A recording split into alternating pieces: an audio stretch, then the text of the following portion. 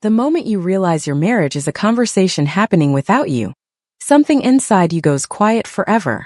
I didn't mean to stop outside the family conference room that night. I was carrying a glass of water and the headache medication Dominic always forgot to take after long meetings. The grandfather clock in the east hallway had just struck midnight, each chime echoing through the marble corridors of the Vale estate. The house felt different after dark. Larger. Colder. Like the walls remembered secrets the people living inside them wanted to forget. I moved carefully across the polished floor, my slippers making almost no sound. At 27, I had spent 2 years learning how to exist inside this world without disturbing it. 2 years learning which doors stayed closed, which questions stayed unasked, and which silences mattered more than words. The light beneath the conference room door stopped me. Voices drifted into the hallway. Low. Serious. Family voices. I should have kept walking. I know that now. But then I heard my name. Claire. Everything inside me paused. My hand tightened around the glass. The water trembled. Dominic's voice came first. Calm. Controlled. The same voice that could make a room fall silent with a single sentence. The situation is simple. A chair shifted. Someone sighed. Then another family member spoke. You have been married for 2 years. Silence followed. Heavy silence. The kind that settles before a storm. I stood completely still. My heartbeat seemed louder than the conversation. Claire is a good wife, Dominic said. For one foolish second, warmth spread through my chest. I actually smiled. Good wife. It wasn't love, but it was something. Then he continued. But she wants a fairy tale. The smile disappeared. I stared at the dark hallway in front of me. Fairy tale. The word sounded childish when he said it. Small. Embarrassing. Someone laughed quietly inside the room. My cheeks burned. I should have left. I should have walked away before hearing the rest. Instead I stayed. Frozen. Waiting. And what do you want? His uncle asked. Dominic answered immediately. No hesitation. No uncertainty. No trace of emotion. I need an heir. The glass nearly slipped from my hand. My breath caught so sharply it hurt. Nobody spoke for several seconds. Then the conversation continued, but I didn't hear it anymore. The words repeated inside my head. I need an heir. Not I need my wife. Not I love Claire. Not we're building a future together. Just an heir. A name carried forward. A branch added to a family tree. A responsibility. A requirement. I suddenly understood every distant look. Every canceled dinner. Every conversation that felt unfinished. Every moment I convinced myself he simply struggled to express affection. Maybe the truth had been standing in front of me all along.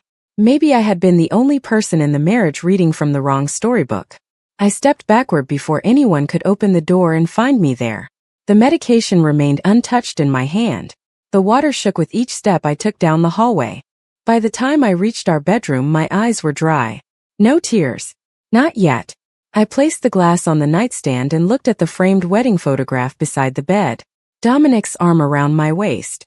My smile bright enough for both of us. I touched the silver wedding band on my finger and realized something terrifying. The fairy tale wasn't dying tonight. It had never existed at all. The next morning, sunlight poured through the floor-to-ceiling windows of the breakfast room, painting the white marble table in shades of gold that looked almost warm. Almost. I stood beside the espresso machine, watching dark coffee fill Dominic's favorite cup. My hands were steady. That surprised me. I had expected anger, tears, a dramatic confrontation worthy of all the romantic movies I had secretly loved growing up. Instead, there was only a strange calmness settling over me like fresh snow. Quiet, cold, final. Dominic entered exactly at 7:30, as he always did. His charcoal suit fit perfectly. His dark hair was still slightly damp from the shower. Every detail was familiar. Every detail suddenly felt distant. Good morning, he said. His voice was smooth, distracted. He was already looking at emails on his phone. Good morning, I answered. I handed him his coffee. He accepted it without looking up. For 2 years, I would have searched his face for signs of affection. A smile. A glance. Anything. This morning I did not. I sat across from him and spread strawberry jam on toast while the silence stretched between us. Outside, fountains sparkled beneath the early spring sun. Somewhere in the gardens, birds sang. The estate looked like something from a luxury magazine. Beautiful enough to make strangers jealous. Empty enough to make me lonely. Dominic finally lowered his phone. You did not sleep much.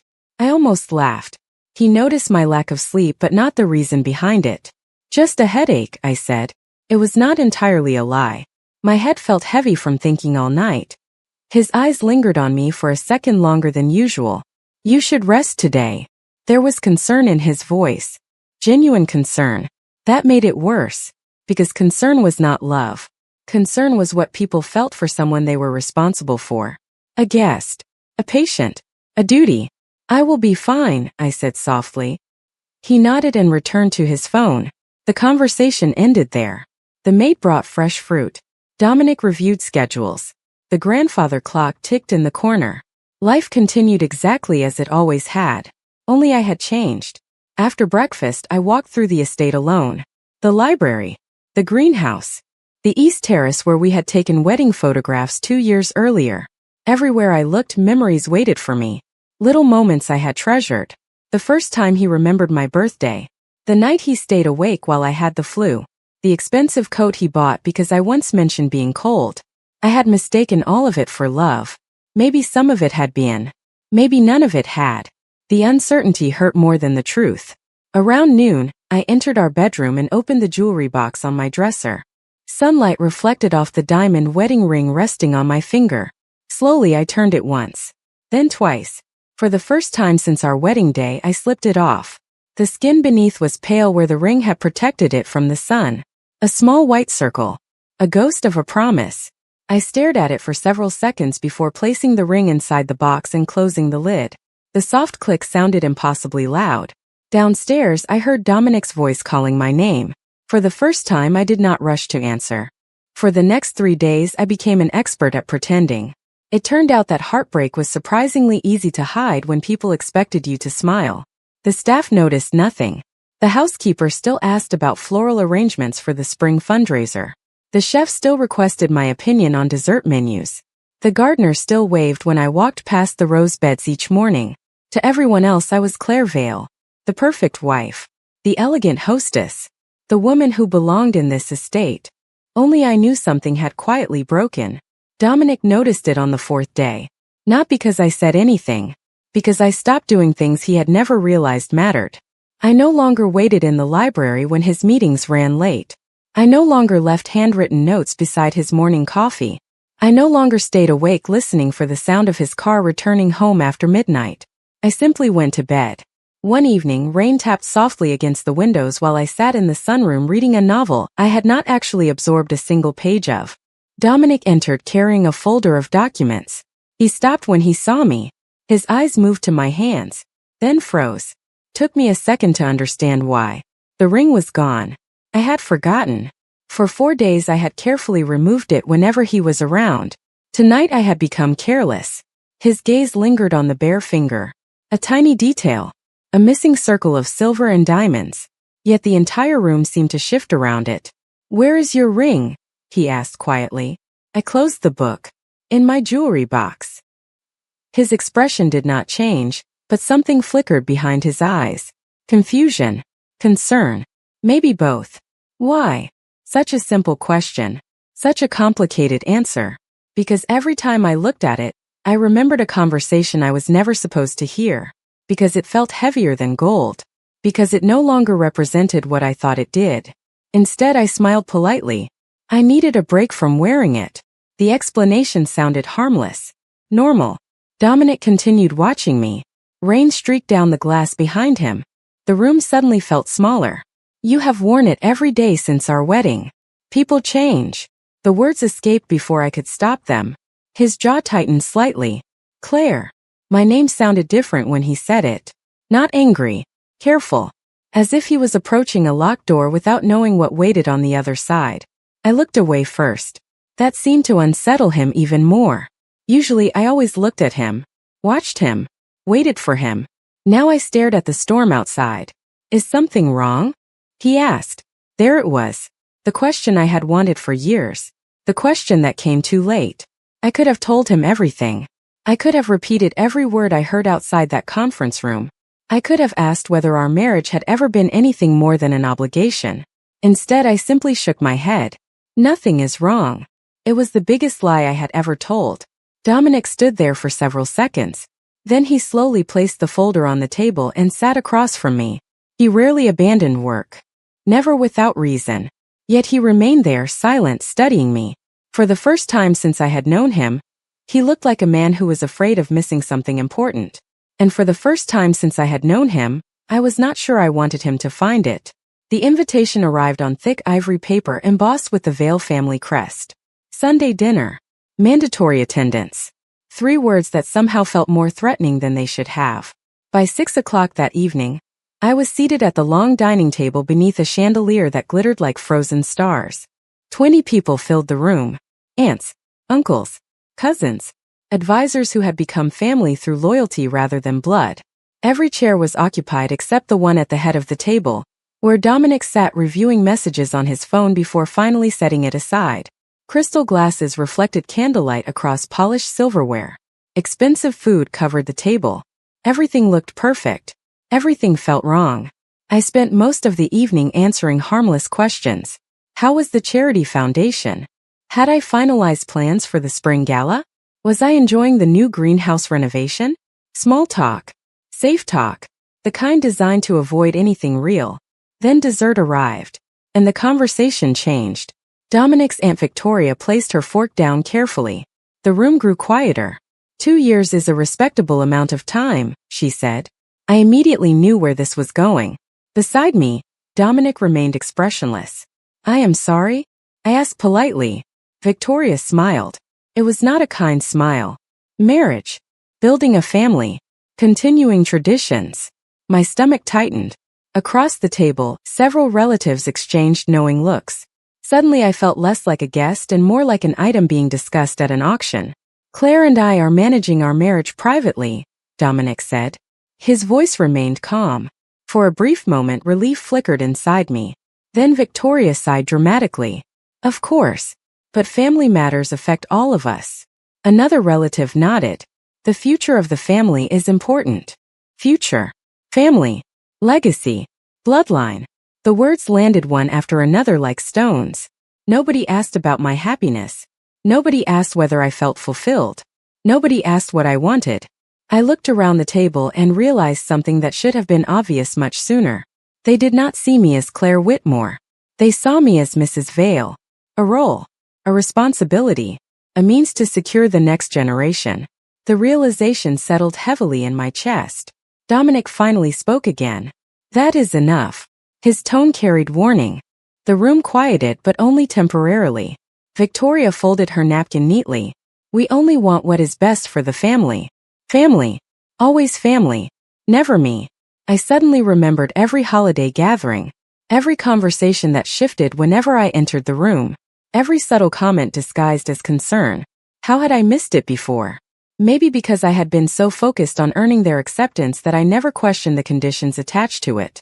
Dinner ended shortly afterward. Guests drifted toward the drawing room for coffee and conversation. I excused myself and stepped onto the terrace alone. Cool evening air brushed against my skin. The garden stretched into darkness beyond the stone balustrade. For the first time all night I could breathe. Footsteps sounded behind me. Dominic. Of course. He stopped beside me. Neither of us spoke immediately. The silence felt familiar now. Different from before. Sharper. Do not listen to them, he finally said. I stared out at the moonlit fountains below. Why not? His eyes moved toward me. Because they do not speak for me. I almost believed him. Almost. Then I remembered the conference room. The midnight conversation. The words that had changed everything. Slowly I turned to face him. Then tell me something, Dominic. His expression tightened slightly. What? I held his gaze. For once I did not look away. If there were no family expectations, no legacy, no obligations, would you have chosen me anyway?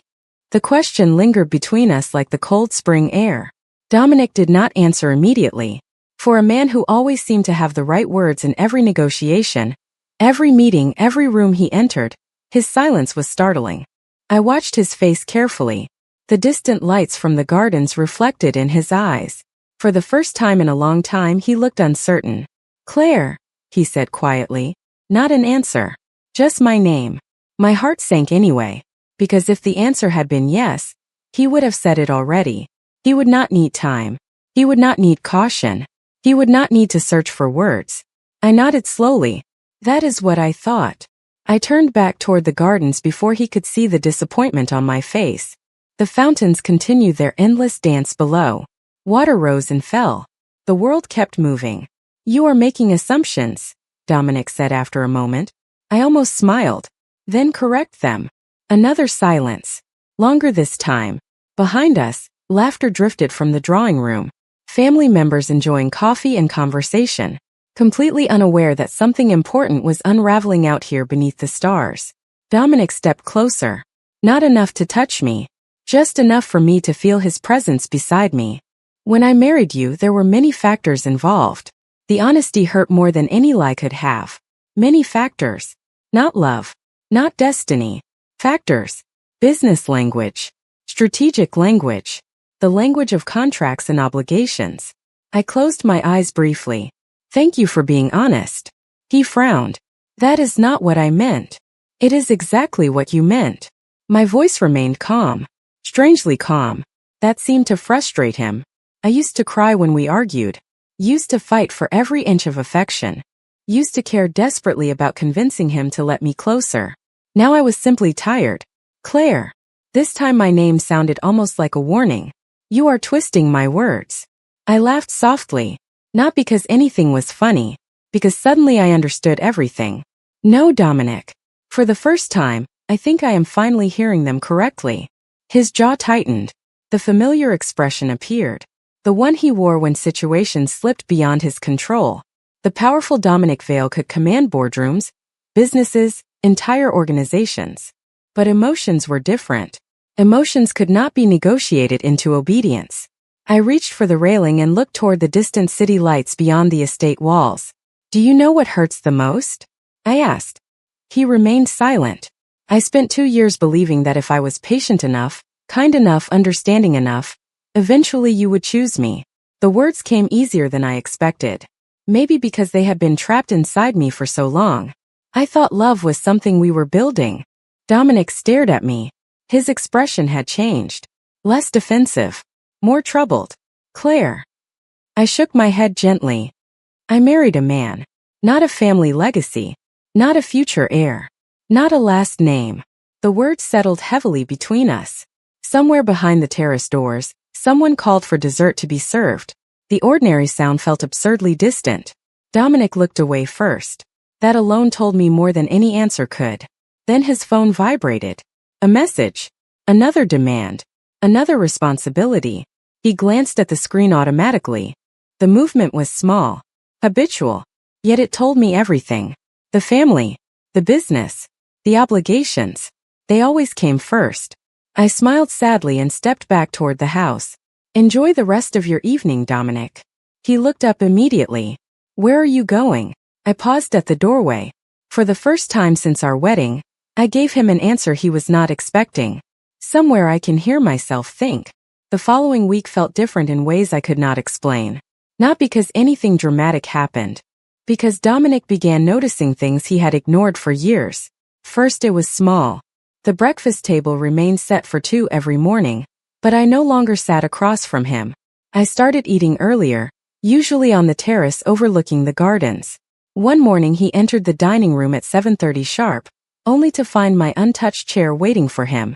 The second morning he arrived 5 minutes early. The third morning 10.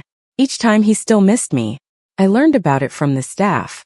The housekeeper mentioned it accidentally while arranging flowers in the foyer. Mr. Vale seems distracted lately. I smiled politely and changed the subject. Distracted. The word followed me all day. Because Dominic Vale was never distracted. He was precise, focused, controlled. Yet something was changing. I saw proof of it myself that Friday afternoon. I was organizing donations for the children's literacy program in the estate library when he walked in carrying a folder. Normally he would have gone straight to his office. Instead he stopped.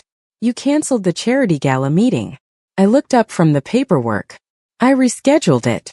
You always host it personally. I shrugged. Someone else can do it.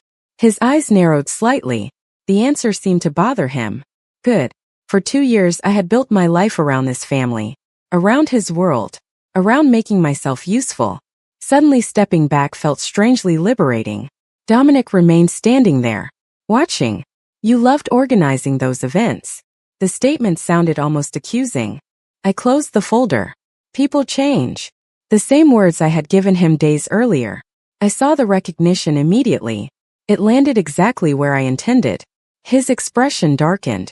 Not with anger. With frustration. As though he was trying to solve a problem without understanding the question. That evening, rain rolled across the estate in soft gray waves. I sat alone in the music room listening to the storm tap against the windows. The piano remained untouched in the corner. I had played every week during our first year of marriage. Dominic once admitted he liked listening from the hallway. He thought I never noticed. The memory made my chest ache.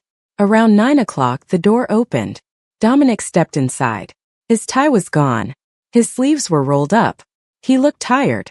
More tired than I had ever seen him. Without saying a word, he crossed the room and sat in the chair opposite mine. Neither of us spoke. Rain filled the silence between us. 5 minutes passed. Then 10. Finally he leaned forward. I keep thinking about what you asked me. My heart skipped once before settling again. Which question? He looked directly at me. Whether I would have chosen you. The room felt very still. Outside, thunder rumbled softly in the distance. Dominic lowered his gaze for a moment. Just a moment. Long enough for me to see something unfamiliar in him. Regret. I do not know when it happened, he said quietly. But somewhere along the way, the answer became yes. I stared at him, searching his face. Searching for certainty. For honesty. For anything that could undo the damage already done. The problem was not that he had finally given me an answer. The problem was that I no longer knew whether I could trust it. After that night in the music room, something shifted between us, but not in the way fairy tales promise. Dominic began trying. I could see it in the smallest details. He started coming home earlier. He canceled meetings he normally would have considered untouchable. He even appeared at a literacy fundraiser I had organized, standing quietly in the back of the room while children showed off their reading projects. The staff noticed. His family noticed. I noticed most of all. The problem was that effort and trust were not the same thing. Once a crack forms in glass, you never stop seeing it. A week later, I spent the afternoon in the city meeting with directors from several education charities. Spring sunshine reflected off office windows and painted the sidewalks in silver light. For the first time in months, I felt almost peaceful. I had begun remembering who Claire Whitmore was before she became Mrs. Vale.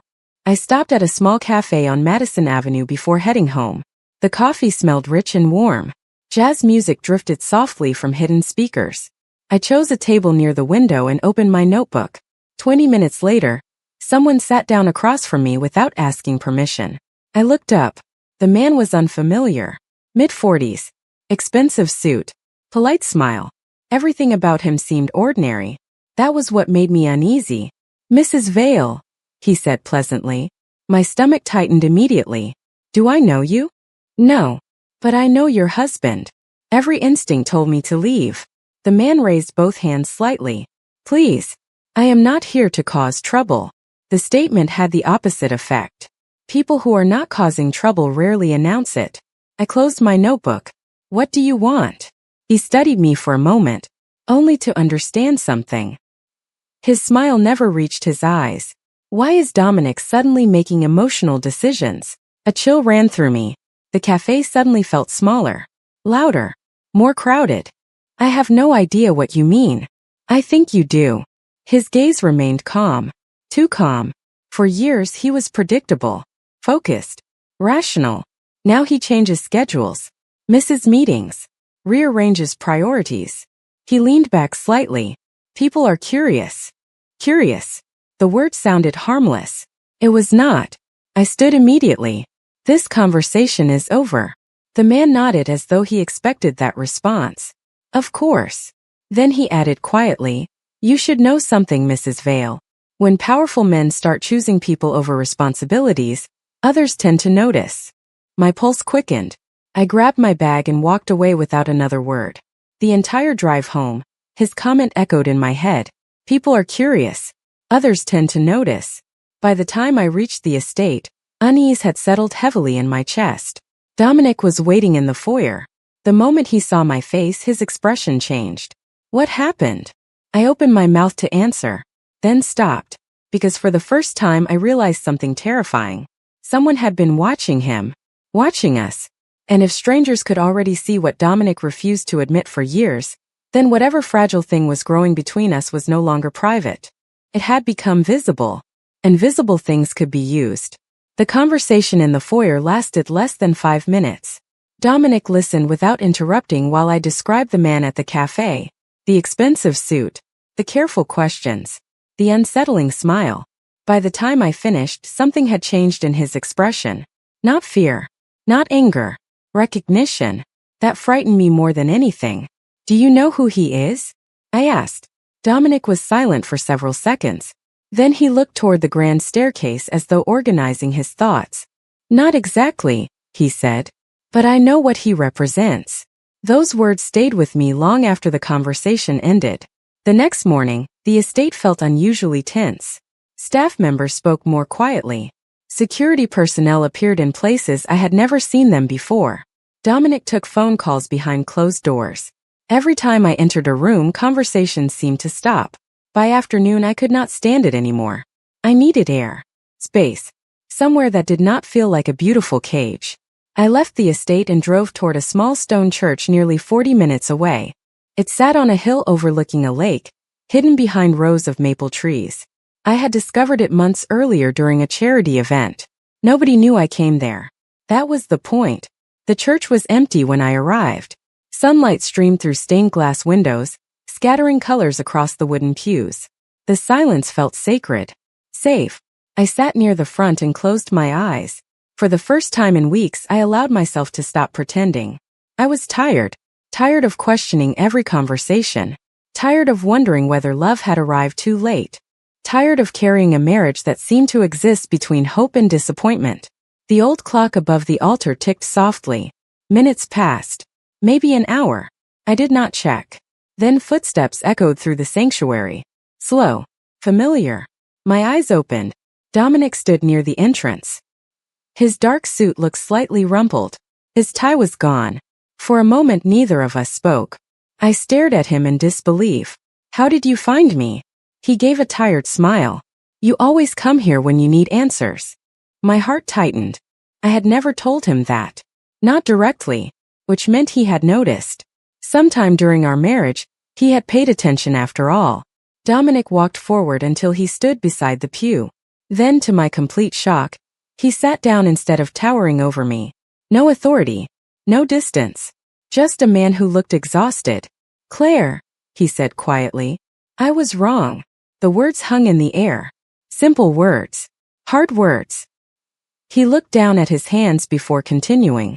For years I convinced myself that responsibility came first. Family expectations. Legacy. The future. His voice lowered. I thought those things defined me. I listened without moving. Dominic finally raised his eyes to meet mine. There was no mask left. No carefully controlled expression. Only honesty. Then I almost lost you. My breath caught. He shook his head slowly. Not to another person. Not to some dramatic event. I almost lost you because I made you feel alone while standing right beside me. The church felt impossibly quiet. Sunlight illuminated the dust floating between us. Dominic leaned forward, elbows resting on his knees. I spent years protecting a name. His voice cracked slightly. And somewhere along the way, I forgot to protect the person who gave that name meaning. For the first time since that night outside the conference room, I saw him not as Dominic Vale, the powerful man. Not as the head of a family. Just as a husband trying to reach his wife before she disappeared completely. For a long time, neither of us spoke. The church remained wrapped in golden afternoon light, and somewhere outside, wind moved gently through the maple trees. I stared at Dominic, searching for signs that this was another carefully chosen speech. Another attempt to fix something without truly understanding it. But there was no performance in his eyes. No strategy. Only a quiet honesty I had waited years to see. Do you know what hurt the most? I asked softly. He nodded once. You heard that conversation. It was not a question. My breath caught. You knew. Not at first. His gaze lowered briefly, but afterward everything changed. The ring. The distance. The silence. He swallowed hard. Eventually I realized there was only one explanation. For the first time since that night I did not feel anger. Only sadness for two people who had spent years standing on opposite sides of the same wall. When you said those words, I whispered. It felt like I disappeared. Dominic closed his eyes. The pain on his face was immediate. Real. I know. Silence settled between us again. Then something unexpected happened. Dominic reached into the inside pocket of his jacket and removed a small velvet box. My heart immediately tensed. He shook his head before I could misunderstand. It is not what you think. Slowly he opened it. Inside rested my wedding ring. The one I had left in the jewelry box weeks ago. The sunlight caught the diamond and scattered tiny reflections across the wooden pew. I found it the morning after you stopped wearing it, he said quietly. I carried it with me every day because I was afraid. I looked at him in surprise. Dominic Vale was many things. Powerful. Intelligent. Controlled. Fear had never been one of the things I associated with him. Afraid of what? His answer came immediately. That one day I would come home and you would be gone. My eyes filled before I could stop them. Not because the words were perfect. Because they were honest. Dominic looked down at the ring resting in his palm. I thought I needed an heir to protect my name. His voice grew softer. But I was wrong. He looked directly at me. I needed you to make that name worth carrying forward. The church seemed impossibly still. Every fear, every disappointment, every sleepless night existed between us. None of it disappeared. Some wounds do not vanish because of a single conversation. But healing finally had a place to begin. Slowly I reached for the ring. Dominic did not try to put it on my finger. He simply handed it to me. The choice was mine. That mattered more than he probably realized. I studied the diamond for a moment before sliding it onto my right hand instead of my left. Dominic looked surprised. I smiled through tears. This is not a promise that everything is fixed. He nodded. I understand. It is a promise that we start over honestly. For the first time in a very long time, a genuine smile touched his face. Small, uncertain, human. Outside, the church bells began to ring the hour. Their sound drifted across the lake and through the open doors. As we walked out together beneath the fading afternoon sun, I finally understood something. Love was never the fairy tale I spent years chasing. It was choosing each other after the illusion ended. And sometimes that was far more beautiful.